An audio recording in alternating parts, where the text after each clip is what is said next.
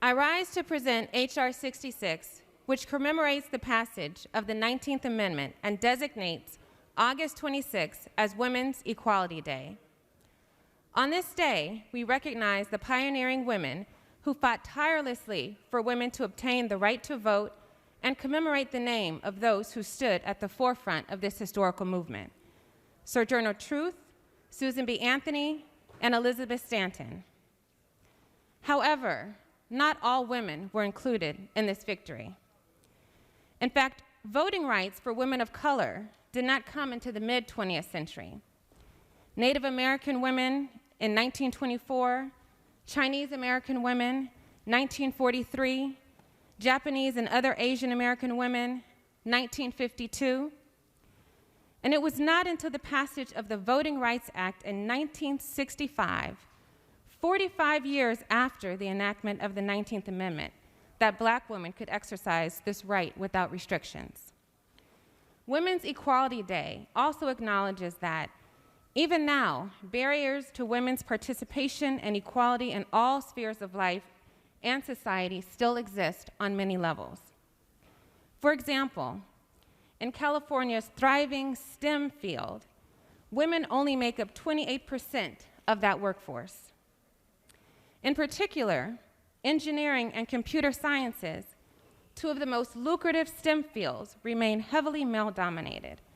Only 21% of engineering majors and 19% of computer science majors are women. Women are also underrepresented in leadership roles in medicine. While 30% of full-time physicians are women and 50% of medical school students are women, there is a greater disparity and discrepancy in women in leadership roles, such as chairs of various divisions and deans of medical schools. When it comes to employment, women who possess the same qualifications as their male counterparts earn far less when entering into similar professions. Specifically, white women earn 79 cents for every dollar a white male earns, and it is more egregious for women of color. Black women with the same qualifications earn 62 cents for every dollar a white male earns. American Indian and Alaskan Natives earn 57 cents, and Latino women earning 54 cents.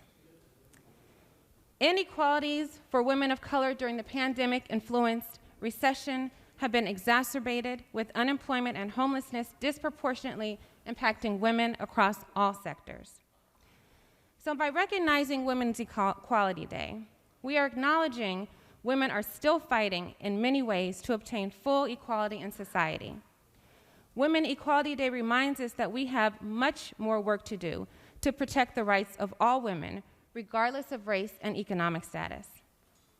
So as we celebrate the 19th Amendment, let us acknowledge that we must treat the injustices of sexism not as an issue of the past, but a continuous movement to correct the injustices in our country's past and present. Nevertheless, she persisted. And colleagues, so should we. I respect for your ask for your aye vote, and I'd like to open the first roll for co-authors. Thank you.